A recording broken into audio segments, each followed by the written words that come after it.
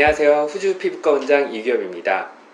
여름에는 습도와 온도가 높아지기 때문에 모공이 넓어지고 피지 분비가 많아지게 됩니다. 모공이 넓어지고 피지 분비가 많아지면 그 피지에 의해서 생기는 트러블들, 대표적으로 여드름이 있죠. 그런 것들은 더 잘 생길 수밖에 없고요. 두 번째로 이제 땀이 흘리기 쉬워지다 보니까 얼굴 쪽으로 손이 많이 가게 되는데요. 위생상 이제 여러 가지 트러블이 생길 가능성이 많아지게 됩니다. 그래서 모공이나 모낭에 이제 원래 상재하고 있는 세균 자체도 많아지고 트러블이 일으킬 요인이 많아지기 때문에 여드름은 여름철에 더 심해지는 경향이 있습니다. 일광 차단제를 어떻게 사용해야 되는지에 대해서는 이제 여러 가지 얘기가 많이 나와 있는데 우리가 하늘에서 내려오는 자외선이 피부에 햇빛 손상을 주는 가장 큰 원인이고요. 그 자외선은 여러 가지 종류를 나눌 수 있는데 보통 세 가지 종류를 나누는 게 대표적입니다. UVA, UVB, UVC 이 세 가지로 나누는데 UVC 같은 경우는 오존층에서 대부분 흡수가 되고 대기층에서 없어지기 때문에 땅에 내려오는 건 UVA와 UVB인데요. 그 중에서 이제 실제로 땅에 내려온 양은 UVA가 UVB의 10배 정도 된다고 하는데 피부에 손상을 주는 강도는 UVB가 더 강합니다. 그래서 우리가 해변가에서 놀고 나서 낮에 노는데 낮에 놀았는데 밤에 벌써 오후에 봤더니 얼굴이 까매져 있다. 이거는 직시형 색소 침착인데요. 이런 걸 나타내는 게 대표적으로 UVA이고요. 일광 화사, 이제 휴가철에서 해변가에서 놀고 났는데 피부가 빨개지고 거기가 이제 나중에 까맣게 태닝이 돼서 그게 몇 달 동안 지속이 된다. 이런 거가 대표적으로 UVB에서 나타나는 지연형 색소 침착 반응입니다. UVB는 피부 노화도 많이 가져오고 피부암도 유발하는 경향이 있기 때문에 좀 철저히 차단을 해야 됩니다. 일광 차단제에 보면 차단 지수가 표시되어 있는데요. SPF 얼마, 그리고 PA 플러스 몇 개, 뭐 1개부터 5개까지 이렇게 있는데요. SPF는 UVB를 얼마나 차단할 수 있는지를 나타내주는 수치고, PA 플러스에 대한 얘기는 UVA를 얼마나 차단할 수 있는지에 대한 이야기입니다. 그렇기 때문에 물론 SPF도 숫자가 높고 PA도 플러스가 많을수록 일광 차단을 잘하니까 효과가 좋겠다고 생각을 하지만 일광 차단을 잘하려면 차단하는 성분이 많이 들어가야 되고요. 성분이 많이 들어가면 피부에 트러블이 일으킬 가능성도 많아지고 미용적으로도 우리가 흔히 백탁 현상이라 그러는데 이렇게 얼굴이 허옇게 된다던가 가습기 화장한 것처럼 되는 그런 증상이 나타날 확률이 높기 때문에 그런 거를 적절히 조율해서 쓰고 있습니다. 그래서 SPF는 몇 퍼센트를 줄여준다 그런 얘기는 아니고요. 그러니까 내가 몇 배의 햇빛을 받았을 때 그 정도 효과를 나타낸다는 뜻이고, 즉 SPF 50이라는 거는 내가 그 선크림을 제대로 바르면 평소 10만큼의 햇빛을 받아야지 내가 피부가 타는 사람이 그거의 50배, 그러니까 500의 햇빛을 받아야지만 일광화상을 입는다. 그런 의미고요. 그래서 SPF는 100이 끝이 아니고 SPF 1000도 사실은 있을 수는 있습니다. 근데 우리나라는 이 법상 이렇게 SPF가 너무 높으면 사람들이 이거 바르면 100% 안전하겠거니 하는 이런 좀 맘대로 생각할 수 있는 여지가 있어서 SPF가 50이 넘더라도 50까지만 표기하게 돼 있습니다. 다른 나라에서는 그런 법이 없는 나라가 있기 때문에 다른 나라 화장품에서는 SPF 100 막 이렇게 표기되어 있을 수도 있는데 우리나라는 실제로 SPF 100이더라도 화장품에 표기할 때는 SPF 50이라고 표기를 해야 됩니다. 일광 차단제의 성분에 대해서 이제 좀 관심을 갖는 분들이 많은데, 일광 차단제의 성분은 물리적 차단제, 화학적 차단제 크게 두 가지로 나누고요.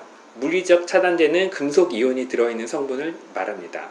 대표적으로 이제 티타늄이나 아연 이런 원소 성분이 들어가 있는 거고요.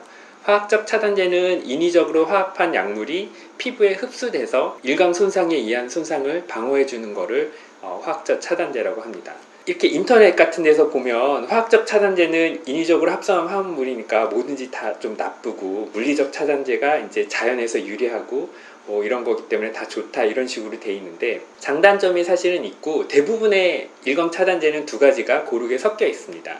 그러니까 물리적 차단제로만 돼 있는 일광 차단제들이 나오고는 있는데, 그런 것들의 장점, 물리적 차단제의 장점은 알레르기 반응이 거의 없고요. 그리고 피부에 흡수되는 정도가 좀 낮기 때문에 우리가 흔히 말하는 일광 차단제에서 나오는 환경 호르몬의 영향 또는 뭐 발암성이 얘기가 되는 거, 뭐 알레르기 이런 것들에 대해서 좀 안심할 수 있다는 장점이 있는데, 일광 차단제는 백탁 현상을 나타내게 하는 가장 큰 원인입니다. 그래서 우리가 선크림을 발랐을 때 허옇게 떠 보이고 가습기 화장처럼 보이는 것은 다 물리적 차단제 때문이라고 보시면 되고요.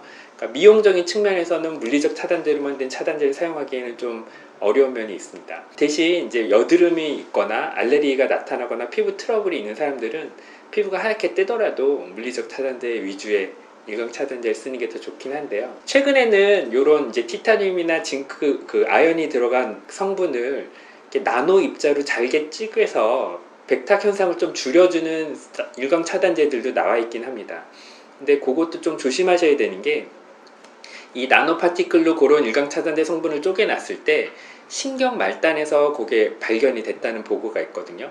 이런 의미가 뭐냐면, 그런 나노 파티클로 되면 흡수가 안 돼야 될 게 흡수가 된다는 얘기고, 그 흡수가 된 게 신경의 독성을 나타낼 수도 있다는 겁니다. 이게 독성을 나타내는지 안 나타내는지는 아직 생물학적 실험이 완벽히 되어 있지는 않지만, 어쨌건 나노파티클이 아니면 신경에서 안 발견되던 게 나노파티클로 됐을 때 신경에서 발견될 수 있으니까 무조건 물리차단제만 또 선호하시는 건 아니고요.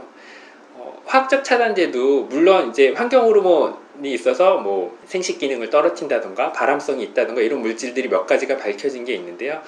최근에는 그런 물질들이 밝혀진 거는 다 또 빼고 있기 때문에 좀 비교적 안전하게 생각하실 수도 있고, 알러지에 대한 거는 이제 크게 걱정하진 않으셔도 되는 게, 사실은 복숭아 알러지가 있는 사람이 복숭아를 먹으면 문제가 되지만 알러지가 없는 사람은 복숭아를 먹어도 아무 문제가 없듯이, 화학적 차단제 성분 중에서도 알러지가 없는 사람들은 뭐 마음껏 쓴다 그래서 크게 문제가 생기진 않습니다. 저도 물론 이제 두 가지가 골고루 섞여 있는 일광 차단제를 사용하고 있고요.